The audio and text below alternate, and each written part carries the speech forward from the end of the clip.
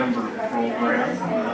Today we've got our acting fire chief, Mr. Gregg Kadow, here to present to you some information about when they show up at your place of business, like we did yesterday. What are they there for? Why are we here? And what are they looking for? And what is your role as far as an organization and the expectation? I know that, give you an example, typically when you pull up in a squad in a truck, the phone rings, the fire department's here, they're here, and then everyone gets all excited. So I think Gregg will do a great job at explaining what that's all about. So with that, I'll turn it over to you. Thank you. Good morning. Good morning. A couple of years ago, I did a more specific one on what we look for in inspecting. But today we're going to talk a little about inspecting, a little bit what happens when you call an ambulance, when you call a fire truck. We're going to talk about incident command from our end and from your end, what we can do to help each other out if we do get a call to your facility. And then I have some interesting pictures at the end of some inspections. Some are from local businesses. Some I just got off of Google Images, which is just a beautiful thing to have when you put together a PowerPoint. And then at the end, hopefully you guys will have some good questions for me. But first of all, with the inspection part, the question I get a lot, especially with new business owners or if someone's new in their position, why do we have to come by you and inspect? And basically, that is the official definition of what we're trying to do. Basically, we're coming in and make sure that your workplace is safe, not only for you and your workers, but also for the visitors, and if there is a problem, for the firefighters that have to come in and help out. There are some administrative laws and some state statutes which give us the authority. Actually gives the fire chief of the fire department, he is considered the deputy of the state. So they give him all the authority, and then for our department, we have company level inspections. That's why you just don't see one person show up at your facility. You see whatever territory you're in. If you're in station 1 or 2, that is the group that will show up and inspect your building. So Wisconsin Department of Safety and Professional Services is the agency we report to. The document we use is SPS 314. You can get it off the website, and that gives you a lot of the authority that we have and why we do what we do. Also state statute 101.14. For those of you who have been doing it for a long time, before it was DSPS, or they called themselves, they actually answer the phone Wisconsin Dispatch. I swear to God, I think they should change that. But before it was DSPS, it was Department of Commerce. And for those of us that can go back quite a ways, it was ILR. I don't know if you guys remember when it was the Department of Industry and Human Labor Relations, way back in the 80s. So it's the same group, we're just they're organized a little bit differently. But in the state statute that also helps with the administrative law, it talks about that the chief of the fire department has to go in and do the inspections. It gets quite lengthy after that, but that gives the gist of what we have to do. This is the big one, and not that we have disagreements with some of the employers, but we have a few businesses when we show up, you would swear it's the takeover. They see us coming in the door, they lock the doors, they don't want us coming in. And what I've found is the people that really don't want us there don't have anything wrong with their business, which is kind of weird. But with this being said, if we show up today to inspect your business and you say, listen, today's not a good day. If it's at the schools, we're doing some kind of testing, or if it's at a manufacturing, we're putting some new equipment, we just don't have the time. We're not going to throw this out at you and say, you have to let us in, we're going to break down your doors. We're going to find the time to come back. We do not want to disrupt the normal operations of your business. With some businesses, no matter when we show up, sometimes we are disrupting just by the nature of what you're doing, depending on how many employees you have and who has to come around with us. So a lot of places we show up unannounced. How many have had us come through this year by you guys? How many were appointments? A couple. Some of them, especially the medical facilities, they want appointments.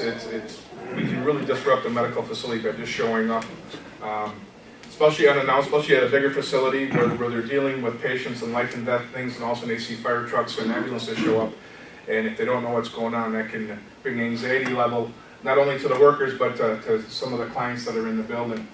So we will make an appointment with your business if that's what you'd like us to do. Otherwise, we show up unannounced, ask you to do an inspection. We'd like one of you to come along with us. Now, some businesses are small, they say, hey, just take a walk through, you've been here before, check with us on the way out. But we'd like to have you come along because if we do find something, we can explain to you why it's wrong, what you can do to fix it, so we don't have a violation the next time we come.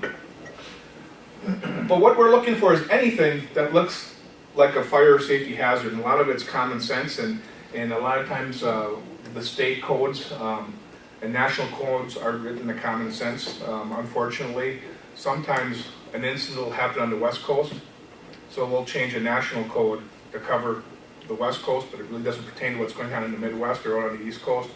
So sometimes we get anomalies in the codes we have to enforce. But most of the time, if it looks unsafe in your facility, chances are it's against some type of code, if we look for it. But some of the examples I listed, blocked and locked exits, flammable and combustible stored improperly, outdated fire extinguishers, detectors not working if you have them, extension cords. How many have been written up for extension cords? Anybody willing to admit that? That is probably the biggest one. I usually tell a story. It's a businessman who was retired, and although our relationship was a little bit rocky, we respected each other real well. And one year, when Jim Krebitz was in charge of code enforcement, he had written this company up quite a few times for, it looked like a highway of extension cords in the business. For Christmas one year, Jim got a box of extension cords from this gentleman as a Christmas present. So, at least you can kind of see the humor in it. But the big thing with extension cords is they can't be used for permanent wiring. Permanent wiring is, I think, considered more than 90 days. So for the holidays now, if you have decorations out and you're using extension cords for them, you can, but make sure that it's rated correctly. A lot of times we'll go into a business and we'll find them running a microwave off of a little brown household extension cord that you have at home. That's not good because you can have a fire. What we suggest is you use a power strip that has the breaker in it, so if something does happen, it trips out, it can't overheat and start a problem. The other thing you can't do is you can't piggyback the power strips. I don't know if I have it on this PowerPoint, but I do have one of a business in Manitowoc County that had power strip plugged into a power strip, plugged into a power strip. And when we traced it back, we had over 40 appliances that all went back to one outlet. That's just asking for trouble. And that's what happened. It was the building that they were in wasn't designed for the type of business they had. It was a vacant building, and they were using it, which is great because I hate to see buildings sit empty. But it was a big room, and they were trying to get cubicles set up. And in a big room like that, there weren't any receptacles hardly at all, so they had power strips all over the place. You want to see me have a little bit of chest pain, have a whole bunch of extension cords when you come. Boiler certifications, elevator certifications, sprinkler system paperwork and permits. This is one I'm really trying to work hard in the city of Manitowoc. We have 177 buildings with sprinkler systems. Right now, and I'm just starting to run all the numbers now, only about 90 of them have the correct paperwork and permit up to date right now. The permit part is a local ordinance. For those of you who have sprinkler systems, you probably get the nasty gram from me or give you the phone call, hey, I don't have the paperwork on file. And the reason we did a local ordinance is our guys were out inspecting and they said, hey, this sprinkler system looks like it hasn't been tested in a long time. The code says that there has to be quarterly and yearly inspections done by licensed companies like Ahern, U.S. Fire Protection, a company that is trained to work on sprinkler systems. We found a 500,000 square foot warehouse where they drained the system, shut it down, and locked it, and it was not working. And you can't do that. That's against code. You have to talk to the fire department if you're going to alter your system. So we're really working hard and trying to get that caught up, because what it does, also part of it is, if there's deficiencies in your system, we get the paperwork now where we used to not get it before. We get the paperwork when you drop that off at City Hall. So if you have deficiencies in your system, I'm going to call you or send you a letter saying, hey, paperwork says you have these deficiencies. Are they being fixed, or what's your plan of action to get them fixed? To me, two things I really don't give any leniency on is sprinkler systems, and if you have a suppression system for a kitchen. Because that's like having firefighters that are 24/7. If something's going to happen, that system's going to activate if it's working properly, and it's going to keep that fire in check until we get there. The new bus transit station on 11th Street between Washington and Franklin, less than a year after it was open, we get a call for a fire there. The sprinkler system went off. Someone put 2 garbage cans together underneath the overhang, lit it on fire. If it wouldn't have had a sprinkler system, we would have got up in the attic, we would have burned that brand new building to the ground. So there's a perfect example of it doing its job. It didn't put it out completely, but when we got there, it was a small fire, and we put it out with fire extinguishers. But if that system wouldn't have been working correctly, we could have lost that whole building. So what are we going to do about it? I think with the first one, I think there is a fear that we're gonna fine you, we're gonna close your business down, stuff like that. Unfortunately, the way some of the codes are written, the penalty is written almost like the beatings are going to commence. We do have a right to shut down a business. I've never heard of that in our area being done. For me to come in and find something so egregious where I have to shut down a business, maybe you're making bombs in the front office or something. I don't know what that would be. But if we do find stuff, if I'm doing my job the correct way, and if my guys are doing their job the correct way, if we find something, you can fix it right when we're there, we shouldn't write it down, because the goal is not to make paperwork and find violations. It's to correct things. So if you can correct it right away before we leave, that's great. If not, what we'll do, we usually write them down, we'll give you a copy. We usually give you 15, 30 days to have it done. A lot of times now we don't come back to re-inspect unless we think it's something important that we actually have to see that it's been corrected. A lot of times we'll tell you to email us back or send a letter back to us, and that we take your word on that you have it corrected. Now if we follow up, and I follow up on about maybe 5% of those, if you send me the thing saying everything's fine, we fixed it, and I come back a week later and it's not, then we'll sit down and we'll have a discussion on why it's not good to lie to your fire inspector. But a lot of times, if we find issues, there could be a monetary or an issue that's going to slow down the process of getting it fixed, or trying to get a contractor in. We had one business, we found some pretty significant electrical issues. Well, I can't just say, you know what, you have 15 days, get an electrician in here, especially during the summer when building's going on. How easy is it to get an electrician in right away unless you have one on staff? So if that happens, a lot of times what we'll do, we'll develop a plan with you.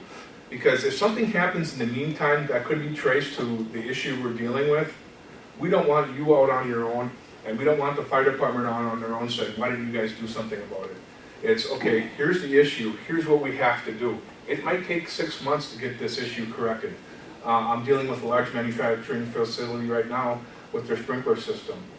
I would like it fixed tomorrow, but it's about a $60,000 fix. I can't expect a company just to say, okay, we're going to open up the checkbook and write a check for $60,000. So we're on a 9-month plan to get this situation fixed. And we're going to do it in 3 phases.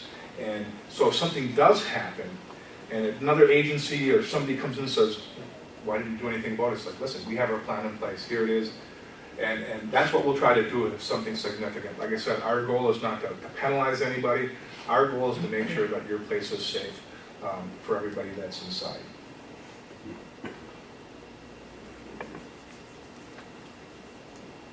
Another question we get asked is there training provided to the businesses that we inspect? As far as inspection training, there's really not anything that we come in and do. But what we can, if you have a new maintenance person or a new safety director that wants to understand the process better, we'll be more than happy to come in and sit down and explain the process, kind of like I'm explaining today, about what to expect from us. A lot of times I'll help people develop checklists to go through for detectors or for sprinkler systems, stuff like that, so they're more organized, so they know what to look for every month. So when we do come in to inspect, I know, is Bob here? Bob, he's not here today. First thing he wants to do is show me his binder, which is great, because everything's right there. I noticed the medical facilities, because you guys answer to a higher power than DSPS, with DHS and all that. I like to think we're the good guys. They're a little bit more strict than we are. But if you have everything in a row like that for us, all the paperwork right there, and all we have to do is look at it, that makes the job so much easier. So we can help you do that. We can also help you with safety plans. Some of your businesses are required to have the fire department check off on a safety plan. We'd be more than happy to do that. Or if you're developing a plan for what do we do if there's a tornado? What do we do for fires, or someone in the building, or there might be a police action plan. But there's stuff that we can do. We can meet with you and help you develop those plans for your facility. So if something does happen, you're not thinking, okay, boy, I wish I would ask these questions 2 months ago when we could sit around the table and discuss it now when the incident is actually going on. Technology. Right now, technology is winning at our department. We started using tough books to go out, and our goal is to go paperless. So recently, if we've been to your facility, our guys are probably asking for an email address where to send the report. Our tough books are not being very friendly with us. We're having some major issues. I think a lot has to do with the operating system, so we're working with the company's called Image Trend that we have our inspection program with. We're working with them. We're hoping maybe we can switch to the iPad at the first of the year. If the council will give me money to buy iPads instead of using the tough books. But our goal is to go paperless. If the program's working correctly, what's nice is when we're done with the inspection I'm talking to, I ask for the email address, and once it's in there, I can hit attach, I attach the report, and before I get out to my truck, it's in your computer and it's there for you, whether you want to make a hard copy or whether you want to keep it on your computer. So that's about the only thing that's going on technology wise. One thing you might see is us asking to take pictures. I understand some stuff might be proprietary in your business. Let us know that so we don't take a picture of something that you don't want someone else to see. We are aware of that. But sometimes if we do see something good that we'd like to show, or when I teach the inspector class at Lakeshore Technical College, I'll ask businesses, can I take a picture of this violation? And I take it so there's no way they can know that it's your facility, because I don't want to go say, hey, guess what I found it? We don't want to. We want to do that. But so you might see us asking for more of that type of stuff. How many have had to call us? And if you have alarms, a lot of times we get called before you even know we're getting called. There are some places where, unfortunately, you gave me your cell phone number, so I have it in my cell phone. But what I'll do, I'm dealing with the college with Randy. Randy and I talk on a regular basis. Holy Family sometimes too, because it's a big facility. If it comes in as a phoned-in fire alarm, a lot of times I'll call who I think is in charge, and I'll say, hey, Dan or Randy, we got a fire alarm coming in. And a lot of times what they'll tell me is, hey, we're on top of it. It was burned food. It was this. It was that. Not a big deal. So we can cancel units right away, so we don't have everybody come into your place. We usually will send one fire engine, non-emergency at that point, just to make sure that someone's not standing there with a gun to your head saying, hey, tell the fire department is everything okay, let the place burn. So we still want to follow up to make sure everything's okay. Sometimes when we do get there, they need help getting the alarm reset, or they found a problem where they want to ask us a question, or if we're concerned, if we've been there a couple of times for the same thing, we might want to have a talk and say, hey, why is this going on, and what can we do to correct it? What can be frustrating if you call dispatch, and how many have had to call dispatch for an ambulance? A few? How many questions do they ask you? Quite a few? Do you get frustrated at some point? And the big thing, and they were just on the radio a couple weeks ago, we're trying to get the word out. The big thing to understand is when you're talking to that dispatcher, there's another dispatcher listening in on that conversation. So as the dispatcher is asking you the questions, what's the location, what's wrong, is the patient breathing, is the patient alert, someone else is typing that in and they're dispatching us at the same time. So I don't want you to think that, if you're on the phone with them for 2 or 3 minutes, depending on the severity of the call, that nothing is happening at that time. So and we get that from the general public. A lot is the frustration. It sounds like you're asking me all these questions and help's not coming. But it is happening at the same time. But Big facilities, if you can't have someone out there. Anybody from Manitowoc Company here? You guys are really good on South 30th Street there. You get someone out at what entrance you want to come, and if it's farther back in the yard, there's people along the way going like this, and we're looking for that person. And they take us right to the building. Because some of those, even though we have maps, it's nice to have someone there. So if you can have someone direct us in and take us right where we need to be, that makes the whole world of difference for us.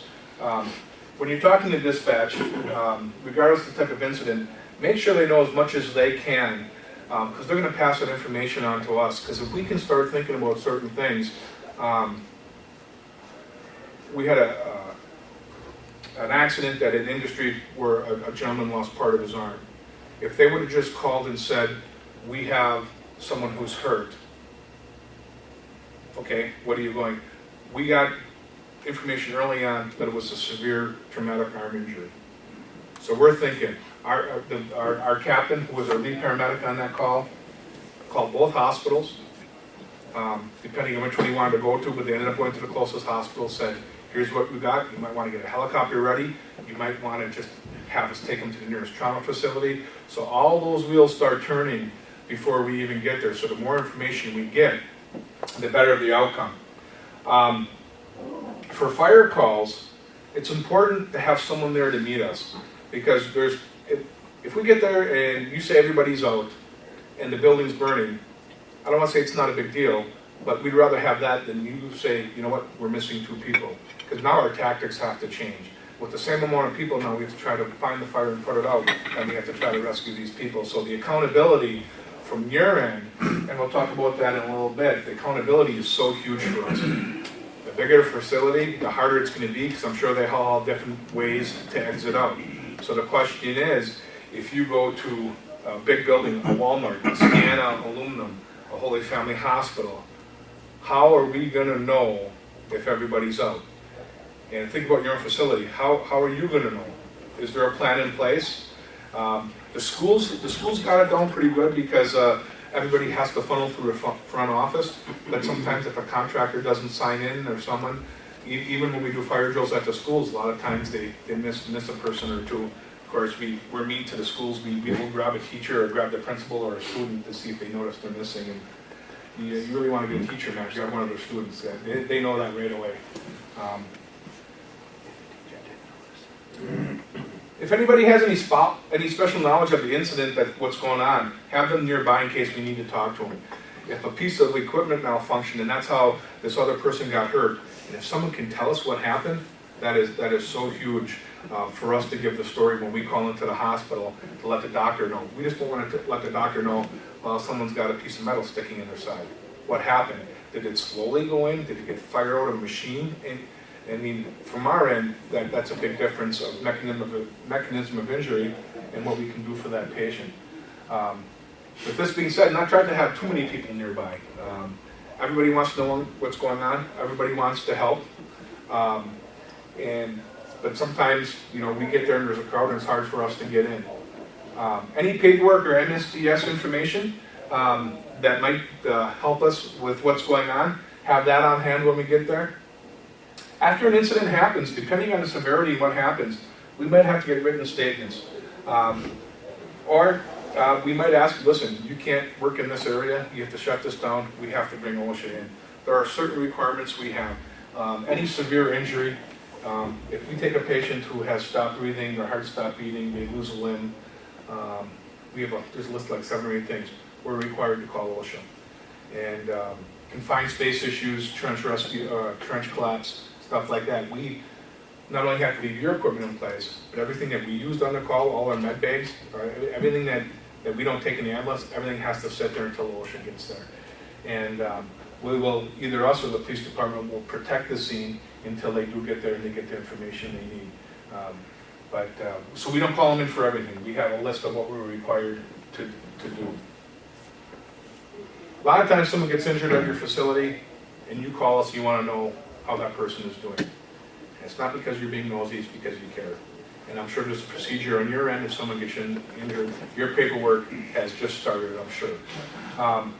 We have to be very careful, even though you're the employer, who can we release that to.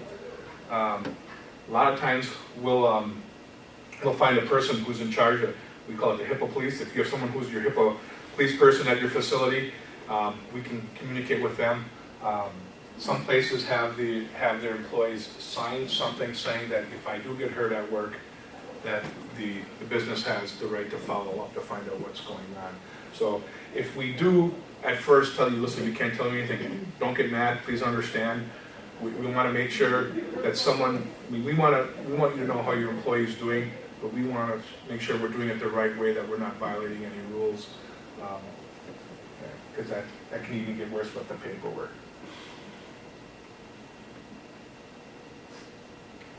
To be prepared, basically anything that you think that can help us. Some places have people trained in basic first aid or a basic fire brigade. We're going to talk about the action plans here in a little bit. That's probably the best thing that we can do to help us out, and it's going to help you. From our end, and it's not really to have you prepared, but it's to help us be better prepared. We'll come in and visit you, and we'll do what we call a QAP. It's a quick action plan. It's pre-planning.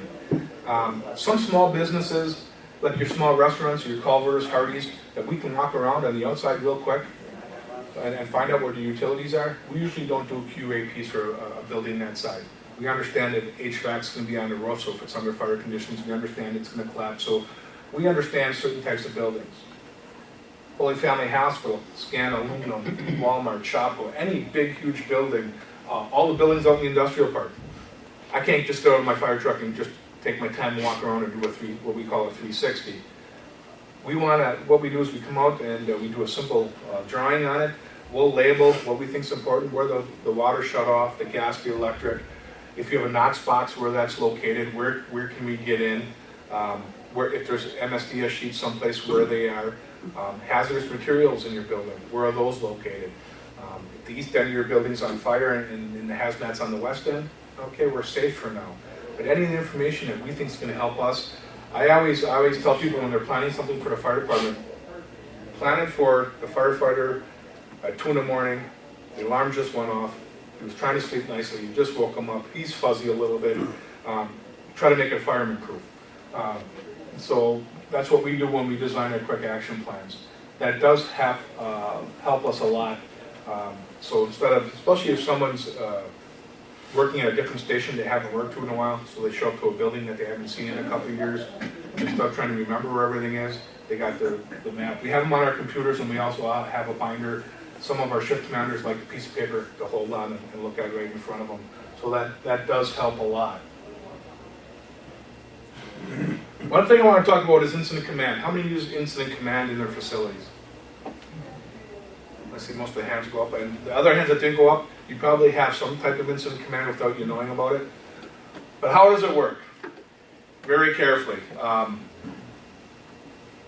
If you ever read any of the reports that came out after 9/11, the incident commander for the New York Fire Department, there were over 1,000 people on scene, firefighters and rescue workers, when the towers fell. He only had 7 people reporting to him out of 1,000. And with those 7 people, he knew exactly what was going on. What they talk about is span of control, is how many people do you want talking to you? If I'm the incident commander and you're all employees at a facility, or you're on a fire department, do I want a group like this coming up to me during a major incident saying, guess what's going on here, guess what's going on here, guess what's going on here? You don't want that. We break it down into groups. You might have a finance group. We'll have a law enforcement group. We'll have a ambulance group. We'll have a fire group. We'll break it down into that. So if you 3 are in charge of fire groups, you're answering to me, but you might have 7 people answering to you, okay? And one of those guys that answers to you, you might have 7 people answering to him. So if you see the incident commander is up here, and you bring it down, there's your 1,000 people at the bottom, but they're not all reporting. It's specific to who you talk to. So the span of control is huge, and that makes a big difference in the success, or if things aren't going to go so well. It'll be because of the span of control. If you lose that span of control, then it can be tough. Now this is kind of a tongue-in-cheek type thing about, I don't want to say it can be easy, But if your incident command system's set up right, the IC could have the easiest job there. Because the IC is not the guy who's getting dirty. In your big incidents, you go to your big fire departments, your incident commander might be 2 blocks away from you. He might not even be able to see the flames. But he's sitting in front, whether he's in a room. If we had a tornado come through, we'd open up our emergency operations center. That's probably where our incident commander is going to be. He's not even seeing the damage that's out in the public. Okay? He's sitting in a room with his information, with all the stuff he needs, and the information's coming in for him saying, hey, people here need this, they need this. Incident commander says, okay, you get this. He's the guy who's kind of like directing it, the whole thing. He's not doing the particulars. If he says, put out the fire, he's not going to say, well, I want you to use this fire hose, I want you to go to this side. He doesn't care about the tactics. He's looking at the big picture. And that's what the IC does. So the more organized he is, the better. But actually, like I said, I don't want to say easy, because 2 hours from now I'll be sitting as incident commander. The problem I'm probably going to be crying over, but you never know. The biggest one right here, where it can be easy, but I don't want to be anywhere, I won't be on vacation, 1512 Washington. Anybody know what building that is? Yeah. The old Miro building. We have a pre-plan for that. If someone starts a fire in there and it's big enough where we really can't get it under control when we get there, we have to evacuate most of the downtown of Manitowoc. Our water supply will not work for the city of Manitowoc. We don't have enough water for that building. So we have plans to bring volunteers to set up drop tanks for us, because they can move water just incredible, because we will be collapsing water mains left and right. We figure anywhere from 500 to 700 firefighters we'll need for probably a week's time if we can't get it under control, because we're going to let it burn and knock it in. That's not the problem. It's what happens if we have brands going up and the wind's coming from the lake and blowing everything to the west. Now we need a group of firefighters to watch this area to make sure houses don't start on fire. Or we need this area. We need to have the police shut down Manitowoc. Now we shut down 50, 60 businesses. What happens there? That's where our finance department for the city gets involved. Who's responsible if you guys lose thousands of dollars of business? What happens? What happens to how are we going to feed the firefighters? Where are they going to sleep? So do you see the stuff that's going on and why we want to pre-plan something like that? I am so hoping I'm on vacation if that happens. You get the dog. Remember you said 2 hours from now? They are actually close. I think because they're starting to take some more stuff out of the 1 3-story building. I think you'll see that down probably the next couple months, which is keeping our fingers crossed. But the big thing is to make sure you are prepared. We did an incident at St. Mary's where we did an evacuation drill, and they had a person who was IC for their facility. We had one for ours, and what's interesting when you do a dry run like that is we just assumed that they knew what to expect from us, and they assumed what we should expect from them, and it went well. But then you sit down after and you talk, it's like, you know what? You know, the one thing with their incident commander, she was worried about other things that we aren't necessarily worried about as the fire department. So she wanted to go off and do that, and our incident commander kept on like, no, you need to stay here, and that's the important thing. If you need other people to do things for you, fine. But when we get there, if I'm the incident commander, and Randy, you're the incident commander, you're not leaving my side. We're twins. We're going to stay together until this incident is over, because you have the intimate knowledge of your building. And it's going to be hard for you to do that, because you're going to say, well, I need to go do this. You're going to have people from your facility to help you do that. But that's why we practice it. That's why we sit down and we talk about it. And that gets into more of the action plans. We use them for target hazards. For us, a target hazard is not what we call a bread and butter fire. A small business, a small house where we can handle that with the people we have. Well, when it starts stretching our resources because of manpower, how many people we're going to need, or the size of the building, that's when we have to talk about what that emergency action plans. We have binders full of them. We have computer files full of them. How many have emergency action plans at their facility? Quite a few. You go into some places and they have little flip charts on the walls. What happens if there's a tornado? What happens if we have to evacuate? What happens if there's an active shooter in the building? Those are your action plans, whatever you might not call them that, but that's what you've done ahead of time. And basically, it's a basic template. You've already answered questions in a situation like we're in today, instead of when it's going down saying, what do I do now? We will help you come in and do that. I think that's very important for us to understand each other and what you're going to expect from us when we get there and vice versa. That is just so huge to make that incident go right. We've talked to we work with the schools every 3 years. We sit down, we go through every public school. Guy's name's Mike Morgan from Washington Junior High School, and we're going to be starting that process up again. We go through and we look for safety issues, and then we talk about what happens if they have to evacuate. He says, we need buses, we already have that in place. We discussed that with some of the nursing homes. What happens if we have to evacuate? They want to know, should we get that? A lot of the stuff that you might need as resources, we already have the answers to. Police chief and the fire chief can make a call to the city buses, and I can get all the city buses that are on the road right now. If I called and said, I need to evacuate Holiday Inn, those buses will drop off the people at the next corner, and they all come to me. So we have that stuff in place for you already, because we're thinking on that too. A lot of you guys are thinking, what are we going to do with our people if they have to be out of the business for a couple of days? Well, Red Cross has congregate care centers set up in the city of Manitowoc already in case we do have to evacuate a school. We have churches, we have other schools, we have places that are already been, contracts have been signed, ideas have been discussed. That's already been done. So when you sit down and think about what you have to do for your facility, it's going to seem overwhelming. But I bet if you sit down and talk to police and fire and other agencies, all those questions have probably been answered for you already. So you don't have to worry about where you're going to go. It's just like, well, if you need us to get people out and evacuate, here's what we can do for you. So that's where the partnership really comes in. And it's good to sit down and to decide what you're going to do, especially your medical facilities where you have people who can't care for themselves. What are you going to do with them? And a lot of you are required to have the action plans, and you call me, and every couple of years you say, hey, can you look at it, and we need approval from the fire department. And we'll sit down and we'll discuss it. But those are real critical to dictate how an incident's going to go. The better prepared you are. We always tell our guys, especially our new officers who might be that first on scene who are going to take charge, is your decisions in the first 5 minutes are going to dictate the next couple hours of that incident.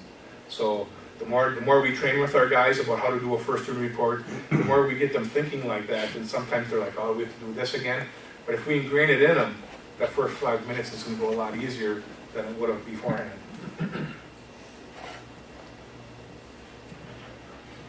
I'll end here with a few pictures. This one I did get off the internet. You see the exit sign up there. There's the door. They even on here have red tape saying basically don't put anything there. That's supposed to be a legal exit. It's going to be a little tough for people to get out of there. Anybody see what's wrong with that one? Cards are blocking the door. Cards are blocking the door. If you have a door that has an exit sign above it, which means it's a listed fire exit, your pathway has to be as wide as those doors. So if you go back and look at your area, if you have double doors, 4-foot hallway, and you have 4-foot wide doors, and you have stuff piled along the sides, you can't have that because your exit path has to be as wide as your exit door.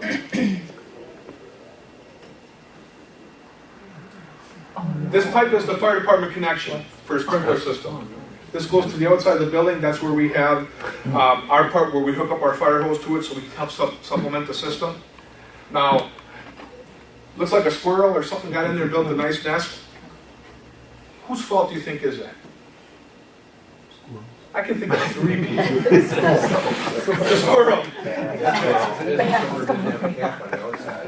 Okay, so the business owner didn't have a cap on the outside. So he's not checking. You can tell he's not checking it. How about a system test? Wouldn't that reveal it? If the company's coming to check your system, they missed it. If the fire inspector's coming to inspect, he missed it. That's why it's so crucial. Our guys focus so much on the inside of the building. I always tell them, do the outside first. A lot of times I can drive around your building before I even come inside.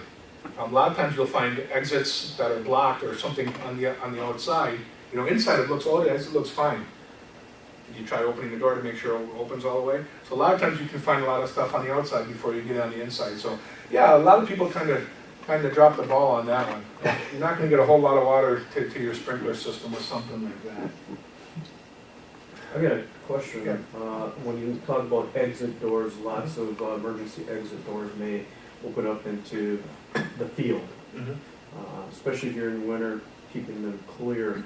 I've had some folks that just cleared it out so you could open the door, but now you're faced with 6 feet of snow in front of you. So you really essentially haven't accomplished anything. No, because they're all going to be standing there. And what the code says, it says the exit must take you to the public way. The public way is to the sidewalk, out to the front of the building. So if you have, you know, and some of your businesses are pretty big, if you have an exit out the back of the building and you just do that, where do they go? You need to get them away from that building. So you might have to take a snowblower or a plow and make a path all the way around that building so they can get to the public way. If you exit, you can't exit into like the middle of to an atrium that doesn't get you out anywhere. You can't exit into there. You can't exit into an alley that doesn't take you, again, it's got to take you to the public way. They can't restrict you from getting to safety. And even though you open up that exit door, it might be 2 acres of field. If you have this much snow, it's prohibiting from you to getting to the public way. In the summertime, not a big deal. You just walk away from the building. But you're right, that's one of the big ones. And a lot of people forget to shovel because those exits aren't used all the time. They might just be an emergency exit. That's alarmed.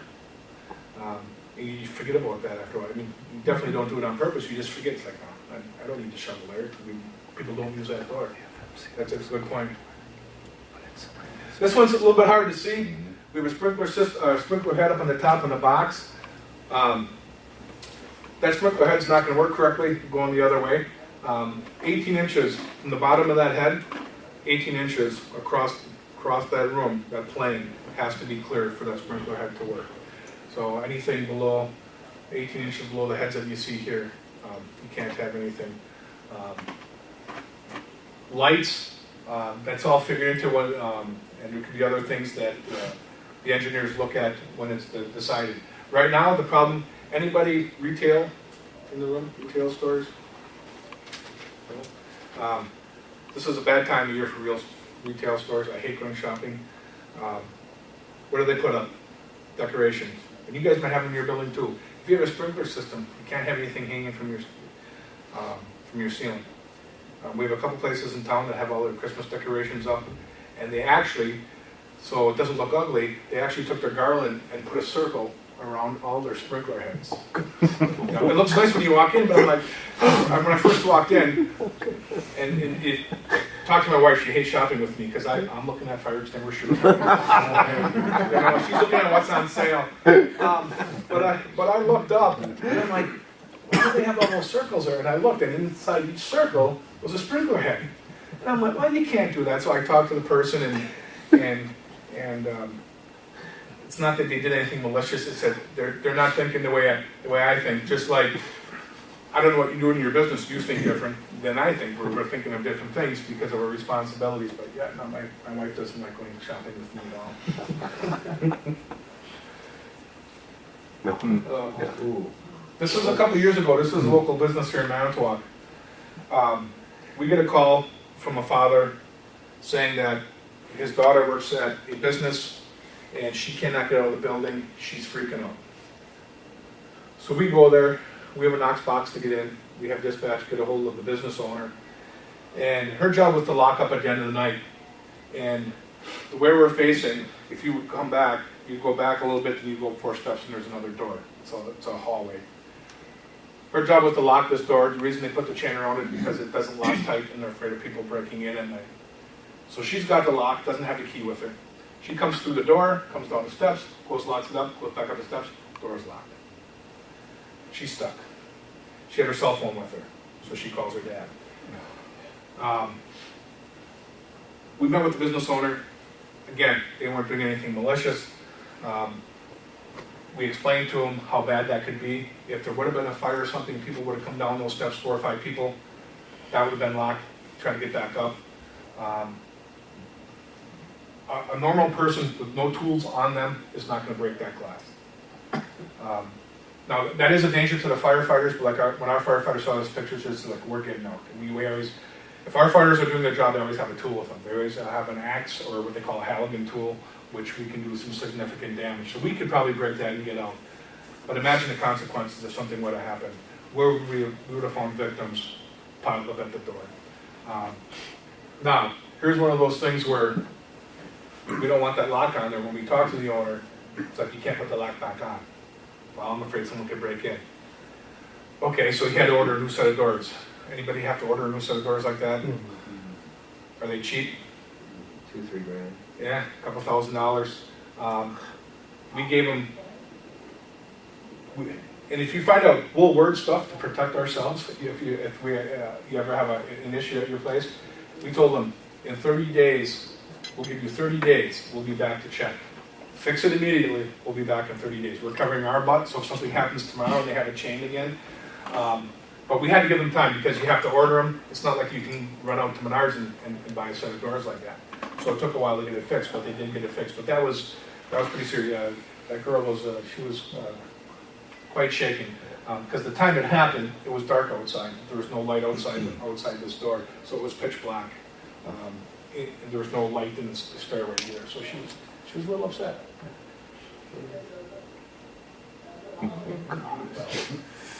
This one I found while I was off duty, probably 4 or 5 years ago. It was at a restaurant. I was ordering my food. My wife and I were sitting down, and I just happened to look. You can see over the counter where they're working. And I'm looking, and I told my wife, I said, "Do you see that?" And she says, "Yeah, I do." And then she rolls her eyes because she knows what's going to happen. I did know the manager at the time. I said, "Listen," I said, I really can't say anything now. I mean, I'm not on duty. I can't force you." I said, "But that's bad." I said, "I will be back tomorrow when you open. I will be in uniform." I said, "But that's a bad deal." That was running quite a few appliances that had quite a heavy draw. It wasn't just like a coffee maker. I mean, we're talking, I think one was actually a commercial dishwasher on one of those plugs. But, I mean, here at least they have it wrapped with electrical tape, but here is the receptacle itself. It's unscrewed from the box. Jokingly, he looked at me and goes, "What happens if I told you we were just working on it, it's temporary?" Well, you could tell that it had been there for a while. But, so the question, we worked on that. It took them a while to get the electrician to get it fixed. Who do you think I went and talked to? I mean, being in charge of the code enforcement program, I already talked to the business owner. Who do you think I went and talked to? I talked to my own guys. I went back, I looked up in the computer. They were there like 2 months before, and they wrote no violations found. Oh. Business owner claims it's been there longer than 2 months. So I had to talk with our guys. So sometimes when we do come in and we do find something and you say it's been that way for 5 years, I am not doubting you. It probably has been. We've missed it. So when I hear stuff like that, I go back and I try to find out why. I have 51 guys and gals that go out and do fire inspections. To try to have them all be on the same level, the consistency is tough. We do quarterly training. I try to update them on the new rules that come down from the state, and then we go over the basics again with stuff. But that's the challenge from our end, is to make sure, because the guy at Station 2, which is over by Piggly Wiggly, if he inspects Piggly Wiggly this year, now we change the people that are at Station 2 next year, and they go in. Are they looking at the building the same way as the people this year did? That's the challenge on our end, to give you guys a good quality, consistent fire inspection. There are some places that I do year after year, and I know the buildings pretty well. And I'll go up and I'll say, "Hey, what's that?" "Well, you saw that last year." It's like, "Really, I did?" And I didn't say anything. So you miss stuff. But our job is to try to do a good quality fire inspection for you guys to make sure that things are safe. But like I said, we're gonna miss stuff too. This is my last slide. No matter how much we educate the public, there's going to be a certain part of the public out there that will always guarantee that I will have a job, whether it's as a paramedic or as a firefighter. This came, I was at an inspector's conference. This came from the presenter who actually took the picture at his neighbor's place. The website was called Inspector 911 is where I got it. The guy's from Michigan. But they have their grill here, their cooking hamburgers. The extension cord comes down. They got flip-flops that are floating. They're using a power strip. And then that's running over to here where it's plugged in. You'd like to think that that's staged and they did that for it, but no. That's sometimes that's what you deal with. So. That's all I have for this morning. Like I said, it was more of a general overview of things of what we do, what we offer. If you have any questions, please ask. If your facility wants us to come in and talk to you about action plans and evacuation training and anything public safety wise, give us a call. We do fire extinguisher demonstrations. A lot of you have used that. You're responsible to get the extinguishers, but we'll come in. We have a pan that we fill with diesel and with fuel, and we torch that up. We get to play with fire too, but we'll have your employees put out a Class B fire. And what's nice about that is that if you spray right into the fuel, it sprays it all over, so they can see why it's important to hit the base of the fire, not into the fire. So we do offer that. We'll come and give any type of public safety talk that you think will benefit your business. So the goal is to have a good partnership between public safety. So hopefully the only time you see us is not when you're panicking on the phone because something bad's going on that we've discussed things beforehand. So. I have a question on fire extinguisher training. I've gotten some, not your department, but just contacted our vendors regarding our fire extinguishers. We have many of them in our facility. And I got feedback saying we should train, we shouldn't train individuals. What do you see that we really should do exactly so there's not a liability? Because really, if there's a fire, someone is going to grab the extinguisher and put it out, common sense, but from a training respect. Bring us in, because although most of us are saying, the fire extinguisher, big deal. But when you pick it up, do you really know how to get it to work? A lot of people are going to forget to pull the pin. If you don't pull the pin, you can't squeeze it. Or they're going to forget to grab the hose, and it's going to shoot straight down. To actually feel the pressure coming out and see how long one lasts, and see, especially if it's a dry chem, to see the dust that it's going to cause. And like I said, for a Class B fire, to see how the fire reacts if you shoot instead at the base of the fire, if you shoot right into it, how you can spread that fire. To me, the hands-on is real important. We do have it's either a 12 or a 15-minute DVD that goes with it. That's okay, but to me, it's the hands-on. A lot of places don't even do the DVD anymore. They just do the hands-on, because that, to me, I'm a mechanical type person, and that's why I don't like following written directions. I want to touch something when I'm working on it, and not just look at the directions. So to me, the hands-on is huge. Like I said, it's free of charge from us. We'll come in.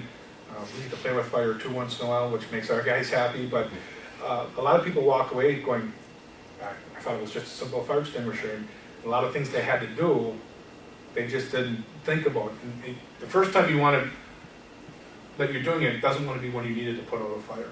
Because we talk about stuff too, is if you're going to put out, if you're going to use more than one fire extinguisher, it's time to get out of the building. That fire's gotten too big. Or even placement, or how you're going to do it. We always tell people that when you grab that fire extinguisher, when you go towards that fire, there should always be an exit at your back. Well, my question was really not about actual fire, like you're coming out for a demonstration, but individual training for individuals. Do you have specified people? We have 240 people. And as far as meeting the requirements from that, that was my question, not to do the demonstration, but really what requirements to meet. Do you require people to be firefighters, like No. a brigade or anything No. like that? No, we don't. Then you're not required. You're You're not required to do it. There's no requirement for you to do it, unless you have a listed, like you said, if you have a listed fire brigade. I know at the hospital, I believe that if the alarms go off, certain people are required to respond. Those people should have the training every year. Okay. You know what I mean? But otherwise, you just would do, like you would to meet a requirement, the general training like you've done for us before? Yeah. Okay. Yeah. But like I said, Liability, I don't think if you didn't train your people and something happened, they're not gonna say, well, you know, if you were trained on how to use a fire extinguisher, that's not gonna happen. That's not saying you can't be sued for anything nowadays, but unless you have, let's say, if you say that you have a trained fire brigade, now you have to meet certain legal obligations to make sure that they're constantly, have a refresher on what they need to do. Any other questions? Yes. I have a quick question. All the different services that you were talking about that you provide and things like that, I'm wondering what the typical day in the life of the fire chief looks like. Is there such a thing as a typical day? There's not, and that's why we like doing what we're doing right now. With me doing my deputy chief stuff and the fire chief, typical, I don't even know what that means until they name a new chief, which history shows that they take their time. We're hoping to do it in January, February. Realistically, I hope they name a new chief by June. Just it'll make things a lot easier. Because what happened is, not getting too much on the politics, but with the new budget, we lost 4 people. 3 positions we lost through attrition. People retired, they're not going to replace them. So we went from 18 people down to 17 people per shift. And then we had a chief and 2 deputy chiefs. But with the new budget, there's a chief and a deputy chief. So if Todd Blazer or I get the chief's job, we're okay. If they hire a chief from the outside, either Todd or I or whatever job, but we don't know how that's going to fall yet. So, yeah. So that's the stuff we're kind of dealing with. But it's not a typical day because when I go back, I'm working on some of the vacation schedules for our guys for next year. That's my plan when I get back. But I'm sure there's going to be emails and phone calls and needs from the public or from contractors that you need this tested. That's one thing with our job is you don't know 10 minutes from now, especially if you're working on the line, what we call the blue shirt guys. 10 minutes from now they can be delivering a baby, dealing with somebody with a heart attack, fighting a car fire, a house fire, someone, water rescue, confined space. You just don't know, and that's what our guys like about it. It's you just don't know what's going to happen. We are getting busier and busier. EMS-wise, becoming an older community, and with the economy the way it is, a lot of people who are losing their insurance that are home sick don't call us until they're really, really sick. So we're seeing that happen. So it's just different. Yeah, it's hard to. I always try to plan one day where I don't schedule anything, where it's just paperwork day. I mean, you guys know what happens. I always said, if my day goes exactly as I have it planned, that is the day I retire. I'm not too worried about it. Because it's just, you just don't know what's going to happen. But that's what we like about the job, Part of us were adrenaline junkies a little bit. The part I missed the most is being on that fire hose, being the first one to crawl through that front door, hearing the fire, feeling heat but can't finding it. It's like a cat and mouse game. Okay, where are you? Because you can't see. The best way to do it, I tell people, is when you get on your hands and knees and crawl through your house with your eyes closed, or crawl through your neighbor's house that you've never been in. That's what we're doing. But we like that kind of stuff. To me, there's nothing better than crawling into a burning building.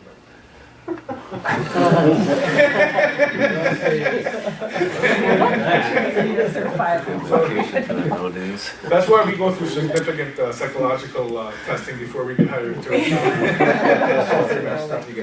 If you're messed, yes. What typically, on an annual basis, are your number of EMS calls, number of fire calls? EMS calls runs between 4,500 and 5,000 A year. A year. Fire calls, now not actual fires, but fire calls where the fire departments requested is about 800 or 900. Actual structure fires is probably around 50 or 60. Now we have a lot of smaller fires, dumpster fires, car fires, and stuff like that that come into play too. But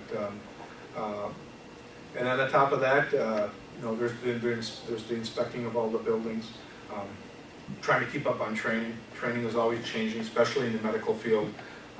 Every 2 years we have to do 48 hours of continuing education. In fact, we're just starting that in January. We work with Dr. Nelson from Holy Family. He's our medical director. So we make sure that we have the training that we need. Drugs are always changing for different types of things, so we have to learn how to use new drugs. Drugs out in the community are changing.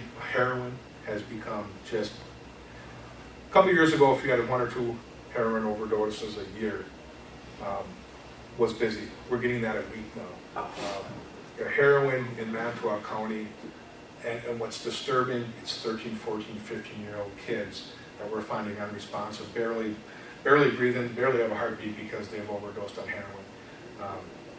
The police in northeast Wisconsin, because they're seeing it up in Rebay too, their task forces have been meeting, their metro drug units have been meeting to find out where it's coming from. They think they know. Usually it's either all the way from the Twin Cities, Milwaukee, Chicago. Evidently along the lakeshore of Manitowoc is a real nice place to meet and start selling the stuff to distribute it through northeast Wisconsin. So we're always trying to stay up on stuff like that. So it's a never-ending process. Any other questions?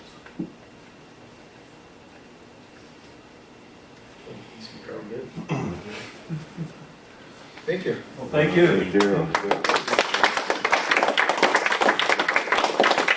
We certainly do appreciate all the work our EMS folks do. That's definitely big time. I just want to remind everybody, upcoming events in January the 15th, we've got the OSHA Safety Day out at Lakeshore Technical College. This is a pretty big event, and almost a regional type event between Calumet and Manitowoc and Sheboygan. So that's you'll be seeing a lot of information being blasted out by the chamber, and please make a plan to attend that. I believe it's $39 a person, which is a pretty good bargain for the day's event. Any questions about that, or you're not getting the emails or something, see Stacy, and she'll make sure that that gets all clarified. Other than that, everyone have a safe, happy holiday. Thank you for coming. Thank you. Thank you. And make sure you don't have real Christmas trees in your businesses either. Yeah, when they changed that rule back in 2008, that the state really wanted to enforce, I went through and in a matter of a couple of weeks ticked off every major religion, except for the synagogue. Okay with that? Yeah. I didn't want to go to church for a while after that. Wife's gonna take you there either. Yeah, probably.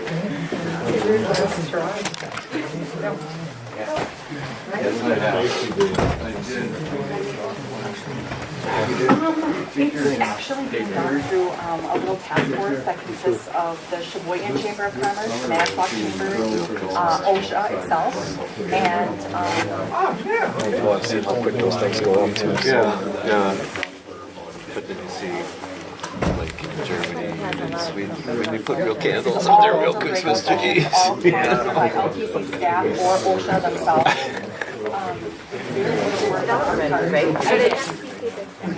Yeah.